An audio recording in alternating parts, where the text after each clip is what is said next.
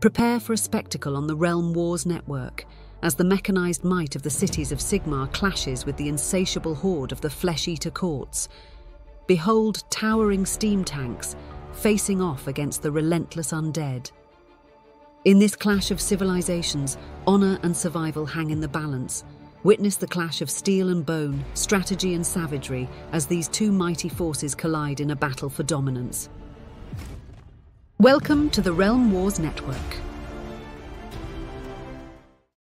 The Flesh-Eaters of the Hollowmourne Grand Court gain additional damage for their knightly units on the charge. Ushoran himself leads the army. He is a great package, a tough monster with good damage and buffs that he can provide to the whole army. He extends the Feeding Frenzy aura and can select a second delusion to react to the enemy's strengths. An Archregent is a must-have in any Flesh-Eater army with great spells. Two courtiers provide valuable help with a prayer that improves the undead ward save, as well as cheaper summoning from noble deeds. Two units of crypt horrors are the main damage dealers that can deliver devastating charges akin to the knights that they think they are. Even more damage comes in the form of 6 Morbheg knights that are highly mobile and benefit from a protection against Unleash Hell on the charge. Rounding out the army are ghouls and crypt guard that provide more bodies and protection to the court's heroes. The armoured might of Sigmar hails from the city of Hallowheart, which provides wizards the ability to use an extra dice on their casting rolls.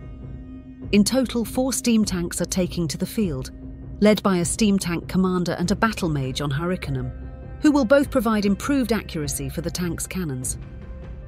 2 command corps can heal the tanks, as well as interrupt commands that the Flesh-Eater heroes might issue.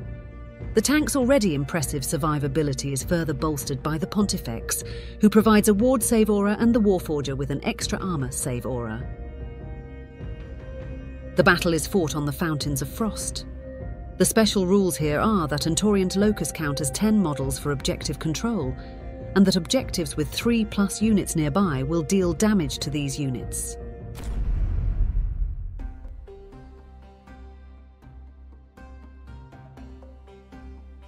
The cities assign 4 orders in secret to their units, while the courts open the spellcasting with Mystic Shield on Ushoran, who is outside of unbinding range. He follows it up with an arcane bolt to generate an additional noble deed point. No other spells are cast to not endanger the battle tactic. In the movement phase, the undead armies basically all chose to run and aim to cross the battlefield as fast as possible, to limit the amount of times that they can be shot at. Ushoran's choice of his extra delusion to add +1 to run rolls helps with that. The Crypt Guard makes sure to literally hug Ushoran's large base to provide him with a 4+ ward save. The courts earn an easy 5 victory points this turn, and as all units are currently contesting objectives, they will all benefit from +1 to their armour, save from the army delusion in the next turn.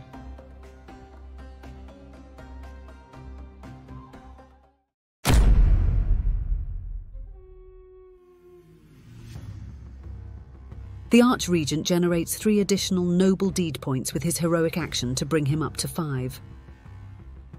The Hurricanum is out of range for its damage effect. On the spellcasting side, the Steam Tank Commander, who is on the far left flank, receives a Mystic Shield, while the Warforger does not cast to keep his Amour buff aura up. In the movement phase, the tanks move up to get their steam guns into range, as well as to have a good selection of targets for their cannon shots.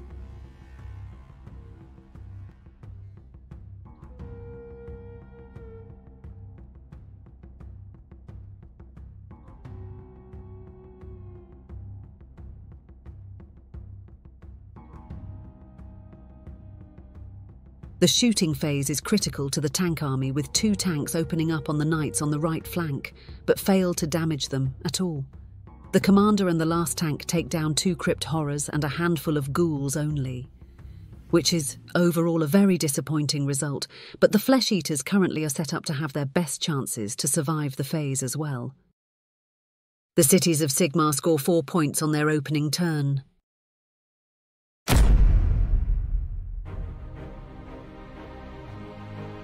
The Flesh Eaters win the initiative and take the turn. They activate their Warlord Battalion command point in anticipation of a big turn. The Vargulf courtier takes his finest hour, while the cities gain heroic leadership. For their battle tactic, the Flesh-Eater Knight units need to make 2 charges rolls of more than 7 inches. The attempt to cast Mystic Shield is unbound. Deranged Transformation is cast for bonus movement, range and wound rolls for all knightly units.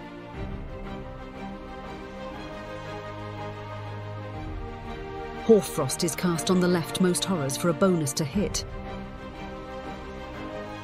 In the movement phase, the Flesh Eaters are setting up their charges on the tanks across the whole front line.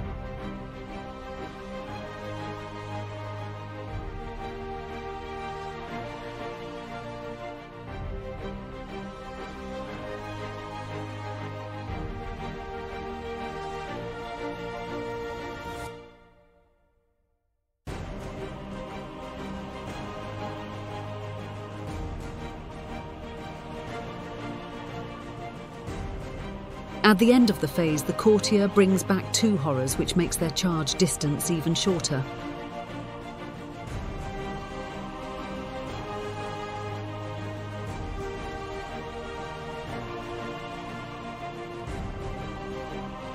The Morbeg Knights are beginning the charge phase by surrounding the rightmost tank, dealing 6 mortal wounds on impact. The command squad nearby then answers by revealing their countercharger order to attack the flank of the knights. Ushoran takes on the central tank, which causes the second command squad to countercharge as well into the crypt horrors in an attempt to not give them enough space for many of them to fight. With most of the front line now engaged, the crypt horrors on the right flank charge the last free tank as well.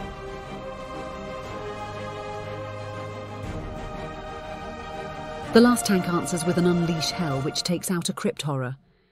Ushoran reduces the bravery of all nearby units, but the tank makes his check so does not have to fight last. The Mad King then stomps the tank for 1 mortal wound. The Morbeg Knights split their attacks and deal 4 wounds on the squad as well as 6 more to the tank.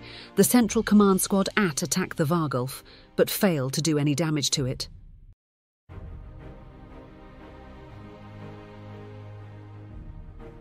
Ushoran swings his scepter at the tank but deals only 2 damage. He takes 1 back in return.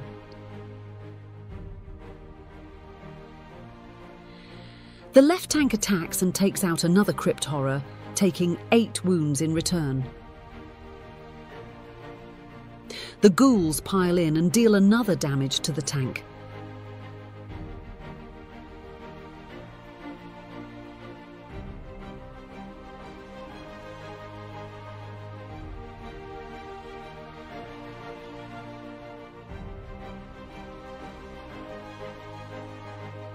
The central crypt horrors manage to squeeze a few more models in and deal 3 damage, while the Vargulf deals no damage.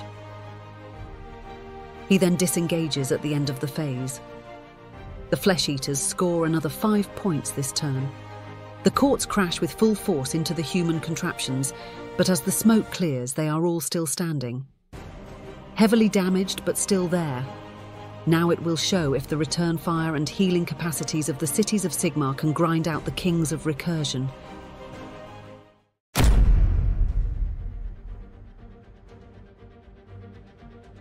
For their battle tactic, one of the command squads have to control an objective with their standard bearer still alive.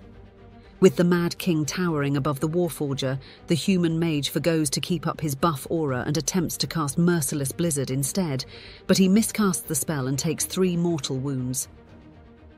The command squad's medics begin to heal the damaged tanks and the unfortunate Warforger, healing 11 wounds in total across these units. The tank commander prays successfully for a +1 to wound rolls aura. The Pontifex channels divine energies as well for her ward save aura. The battle mage casts Chain Lightning but is unbound by Ushoran.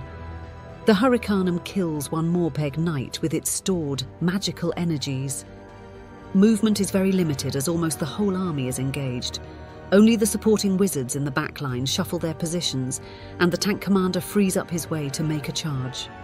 Shooting will be crucial as all tanks are able to open fire on their opponents.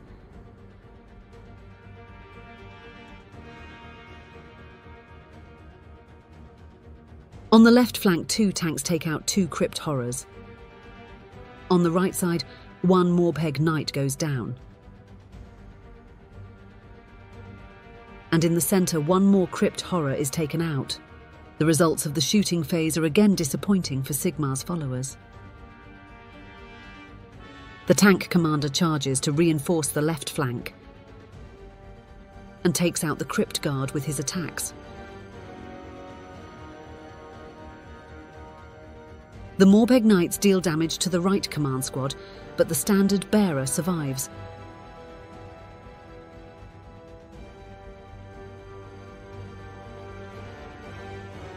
Ushoran attacks the command squad with his scepter and deals 5 damage, while doing no damage to the tank in front of him. The same tank then fights the crypt guard and kills 2 of the beasts.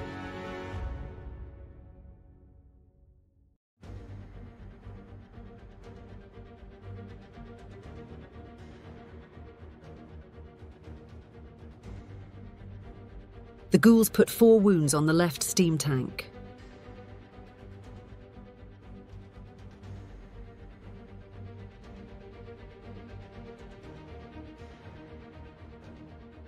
The right tank takes out the Morbheg knights. The central horrors leave only 1 model of the command squad there alive. The Cities of Sigmar control 2 objectives and score 4 points.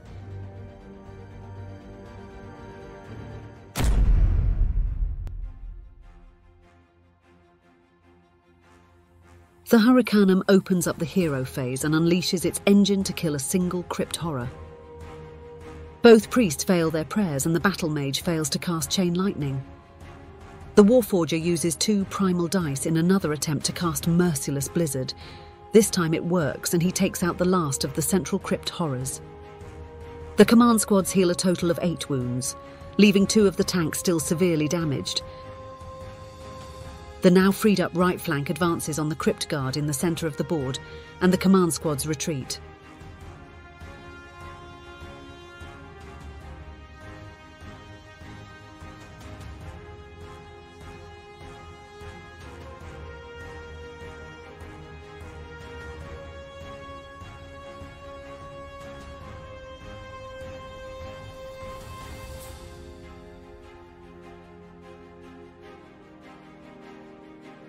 The shooting phase sees no damage done to Ushoran, but the ghouls lose half of their numbers to the commander and damaged tank.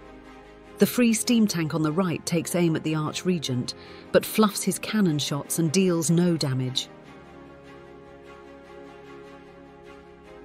The tank then charges the Archregent, but also fails to deal damage with its impact hits and attacks. The Hurricanum charges to support the fight with the ghouls,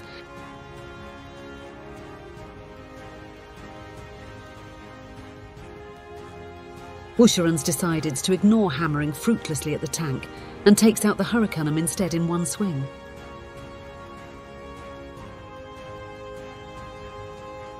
The commander takes care of the last ghouls, opening up the left flank as well.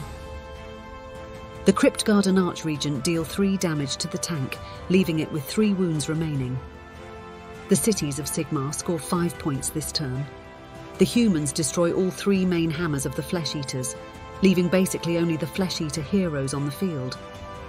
This was a devastating double turn that could have gone much worse for the undead army as the shooting phase keeps on to disappoint.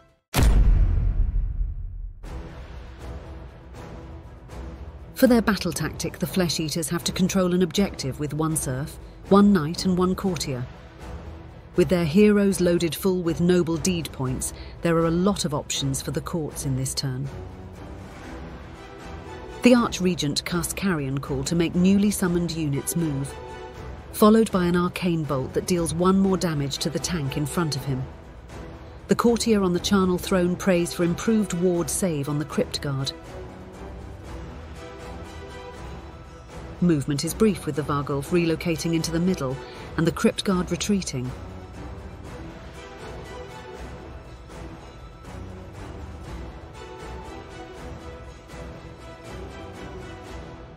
More crucial is now the summoning at the end of the phase, which sees 3 crypt horrors come from the city's own board edge. and 3 Morbeg Knights from the upper board edge. Thanks to the Carrion Call spell, these units now get to move.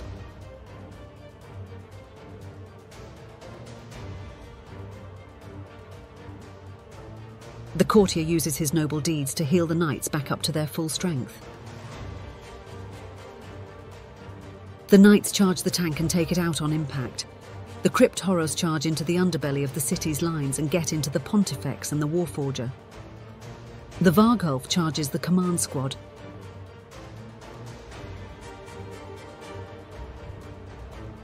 The Varghulf goes first and takes down a model of the command squad. Ushoran takes out the central command squad.